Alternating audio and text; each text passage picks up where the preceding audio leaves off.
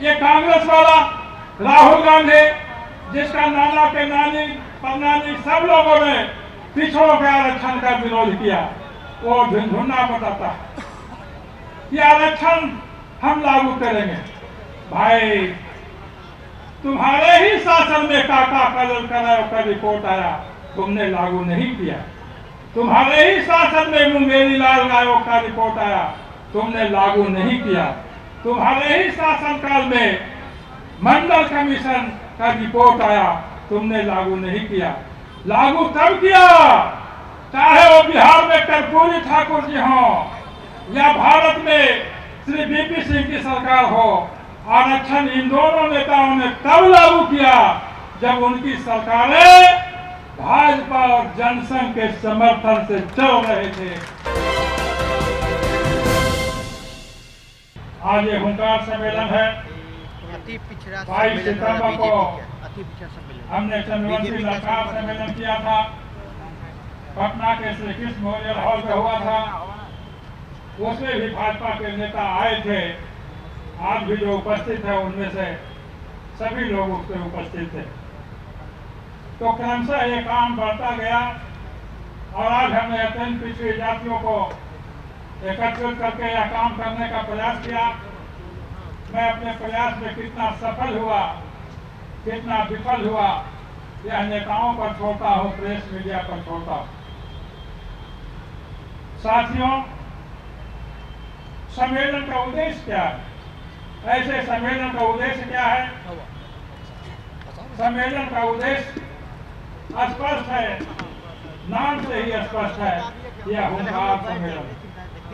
मैं पार्टी के नेताओं को बताना चाहता हूं, यह जो सम्मेलन है, एक तरह से आपने जो मुझको राज्यसभा में भेजा है या पार्टी का उपाध्यक्ष बनाया या जो भी कुछ आपने मान सम्मान दिया है, उसके प्रति एक क्या हमने किया उसका भी देखा जोखा। यह अति पिछड़ी जातियों का सम्मेलन है, यह अति पिछड़ी जातियों के द्वारा सम्मेलन है, यह अति पिछड़ी जातियों के लिए सम्मेलन है, लेकिन भाजपा के समर्थन में भी ये सम्मेलन है, यह सम्मेलन है। मैं नेतृत्व से कहना चाहता हूं कि मैंने तो तमाम नेताओं को आमंत्रित किया। अब नेता टाइम देकर नहीं आते हैं तो पार्टी को भी सोचना चाहिए कि एक राजनीतिक कार्यक्रम के ऊपर किसी अन्य कार्यक्रम को तरजीह देना कितना उचित है। इससे मन गिरता है। एक तो कोई काम नहीं करता और जब कोई काम करता है तो हमारे उत्साह बढ़ाने के लिए आप नहीं आए, तो यह अच्छी बात नहीं है। भाइयों और बहनों, मुझे भारतीय जनता पार्टी के नेतृत्व ने, माननीय प्रधानमंत्री जी ने, गृह मंत्री जी ने, राष्ट्रीय अध्यक्ष जी ने और तब के प्रदेश अध्यक्ष भाई श्री सम्राट चौधरी जी ने राज्यसभा का टिकट 11 फरवरी को दिया, 11 फरवरी 2024 को, और मैं 20 फरवरी को निर्वाचित घोषित हुआ। तो मैं साल भर ये भी नहीं बीता है, साल भर में मैं पार्टी के लिए क्या क्या किया हूँ, मैं पार्टी के नेताओं को हिसाब देना चाहता हूँ। 20 फरवरी को निर्वाचित हुआ, उसके बाद 1 मार्च को है लोग जीते हुए अपना अभिनंदन समारोह कराते हैं। मैंने पार्टी को धन्यवाद देने के लिए रविंद्र भवन में 1000-1500 की उपस्थिति में धन्यवाद सम्मेलन किया। आप उसमें आए हैं, आपने देखा है कि कितना जोश और खरोश है। चुनाव हुआ, मैं पूरे बिहार में घूम घूम करके चुनाव में भाग लिया और जो वोट भाजपा की ओर नहीं भी था उसको भी भाजपा की ओर मोड़ा, भाजपा की ओर मोड़ा। कई क्षेत्र उसको उदाहरण है, नवादा उसका सबसे बड़ा उदाहरण। राज्यसभा का रूप में, सांसद के रूप में जो वहाँ होता है उसका भी आप जानते हैं कि मैं वहाँ कोई मुंहदब्बू नेता नहीं हूँ, मुंहदब्बू सांसद नहीं हूँ, बल्कि गरीब गांव का, गरीबों का, पार्टी के जो नीतियां हैं, हिंदुत्व है, राष्ट्रवाद है या सामाजिक न्याय है, उन सबों के लिए, बिहार के लिए मैं लगातार बुलंदी आवाज करता रहता हूँ। बिहार के कोने कोने में मैंने घूम करके चंद्रवंशी समाज को संगठित किया, और 22 सितंबर को हमने पटना के श्री कृष्ण मेमोरियल हॉल में एक बड़ा सम्मेलन किया। और उसके बाद चूंकि वो पहला चरण था कि हमने चंद्रवंशियों को संगठित किया। हमारा नारा ही है कि जाति भी जमात भी। जाति से जमात की ओर यह गलत नारा है। ऐसा लगता है कि जाति छोड़ दीजिए और जमात की ओर चले जाइए। जाति मिटती नहीं है, जाति मिटेगी भी नहीं। महात्मा बुद्ध से लेकर महावीर तक सारे लोग कोशिश करते रहे, जाति मिटी नहीं है। हाँ, जातीय दंश जरूर कम हुआ है और कम होना चाहिए। तो जाति के बीच भी हम संगठन करेंगे और हम अति पिछड़ों का भी संगठन करेंगे। ये दूसरा चरण है। और तीसरा चरण है भारतीय जनता पार्टी का संगठन को मजबूत करना। तो हमारी कार्रवाई सैद्धांतिक रूप से 3 चरणों में होती है। हमारी जो संसदीय भूमिका है उसको भी पार्टी ने देखा है।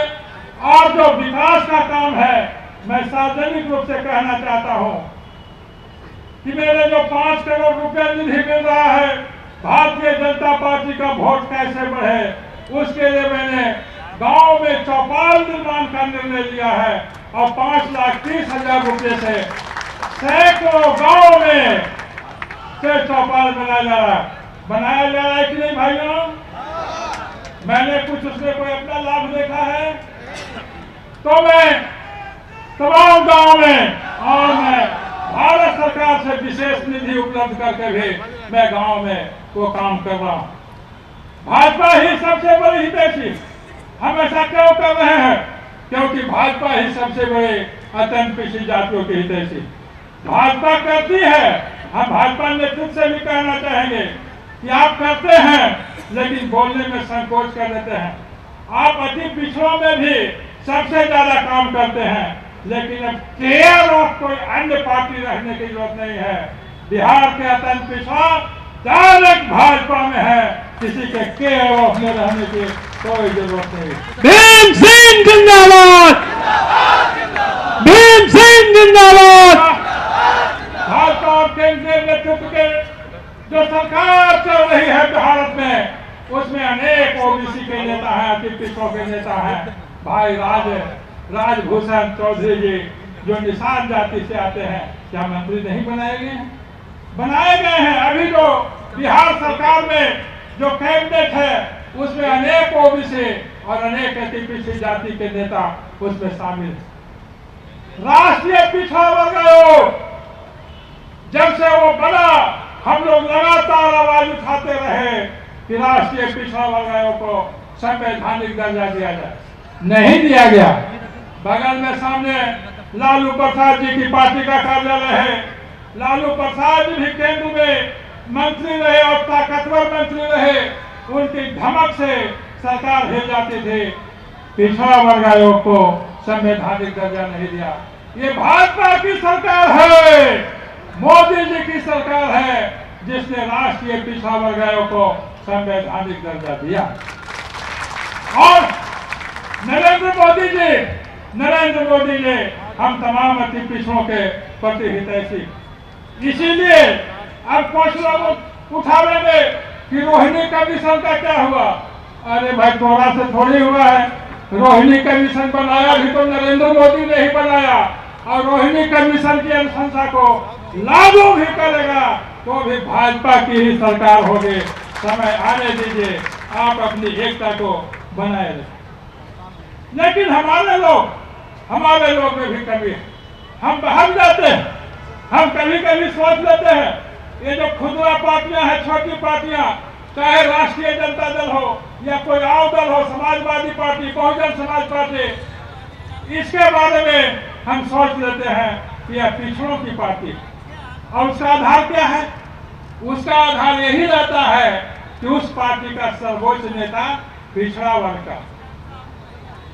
राष्ट्रीय जनता दल अपने को इसी आधार पर पिछड़ों का हितैषी कहता है कि उसका एक आदमी अपना जो सर्वोच्च नेता है पिछड़ा वर्ग का।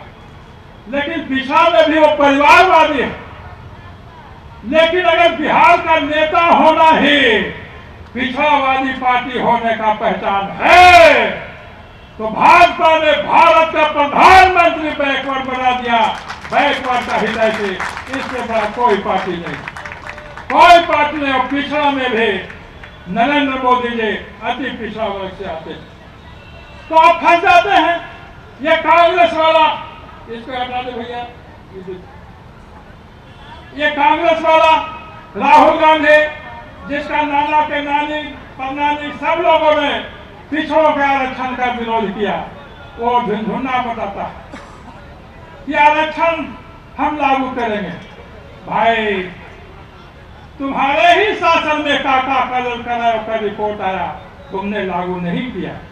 तुम्हारे ही शासन में मुंगेरी लाल नायक का रिपोर्ट आया, तुमने लागू नहीं किया। तुम्हारे ही शासनकाल में मंडल कमीशन का रिपोर्ट आया, तुमने लागू नहीं किया। लागू तब किया, चाहे वो बिहार में कर्पूरी ठाकुर जी हो या भारत में श्री वीपी सिंह की सरकार हो। आरक्षण इन दोनों नेताओं ने तब लागू किया जब उनकी सरकारें भाजपा और जनसंघ के समर्थन से चल रहे थे, तब लागू किया। तो कांग्रेस वाले कुछ भी कहें, इनके तो फेरा में पड़ना नहीं, और इसीलिए जनता ने उनको सफा भी कर दिया। आने वाला चुनाव है, आपको कांग्रेस के बहकावे में बिल्कुल नहीं आना है, और कांग्रेस के बहकावे में तो यहाँ कोई आते भी नहीं है। हाँ, कांग्रेस का बगल बच्चा है राष्ट्रीय जनता दल, और कांग्रेस का बगल बच्चा है समाजवादी पार्टी। ये लोग कहेंगे, ये लोग उसके बचाव में आते हैं। इनसे पूछना चाहिए कि यदि कांग्रेस जो डॉक्टर राम मनोहर लोहिया और जननायक कर्पूरी ठाकुर जी ने जो गैर कांग्रेसवाद का नारा दिया था, उस गैर कांग्रेसवाद का आप क्या कर रहे हैं? आप कांग्रेस की झोली में बैठ गए, आरक्षण विरोधियों की झोली में बैठ गए हैं। तो आरजेडी वालों से पूछना चाहिए, आरजेडी मतलब परिवारवादी पार्टी, और परिवारवादी पार्टी ऐसा परिवार जो भ्रष्टाचार में लिप्त है। उसी ने हमको पंचायतों में आरक्षण नहीं दिया था, आपको याद है ना?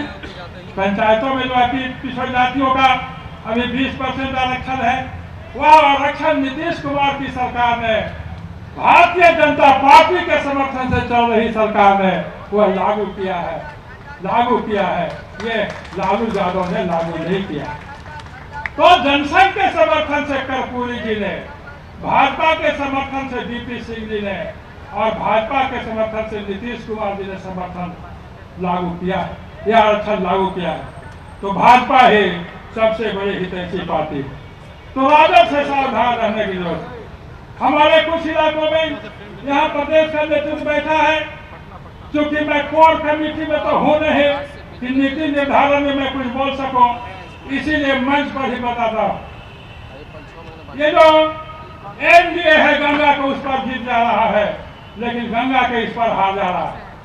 इसलिए हार जा रहा है कि राजद को और माले जब मिल जाता है और कांग्रेस का उसमें जोड़न पड़ जाता है, तो उनकी स्थिति थोड़ी अच्छी हो जाती है। तो माले को भारत में भले कांग्रेस को टारगेट करें, लेकिन बिहार के राजनीति में माले और राजद को टारगेट करना चाहिए, और मैं कर रहा हूं। माले वाले किसी भी अति पिछड़ी जाति को, किसी भी एक चंद्रवंशी को मुखिया तक नहीं बनाया, भाजपा ने राज्यसभा मंत्री बनाया। तो यह है हकीकत, कांग्रेस का, माले का, ये सब हकीकत है। और अभी एक पार्टी आई है जन सुराज, उसमें भी हम लोग का वो जाति वाला घूम रहा है और कहता है, ये जनसुराजी लोग कहता है, आपने बीते प्रचार फैलाता है कि हम 70 टिकट देंगे। नवाज, ये 70 टिकट का क्या महत्व है? लालू प्रसाद उत्तर प्रदेश में जाकर के हैं, वहां 403 सीट है, कि 403 सीट में 200 सीट हम अति पिछड़ों को देंगे।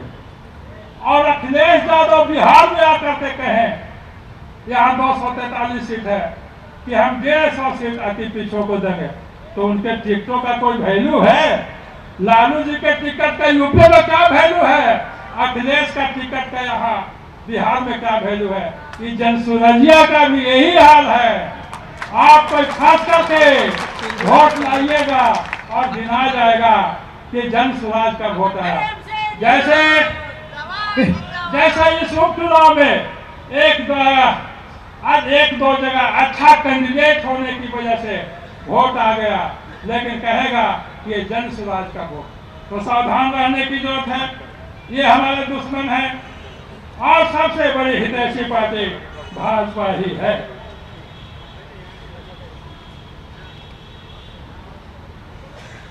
तो राजनीति की स्थिति यही है। अब जो हमारा ये जो सम्मेलन है, हमारा लक्ष्य था कि हम राजनीतिक शक्ति निर्माण करना चाहते हैं। हम इसलिए कहते हैं कि हमारी आबादी जो अभी भारत बिहार सरकार ने गिनती की है, हमारी आबादी 36% है।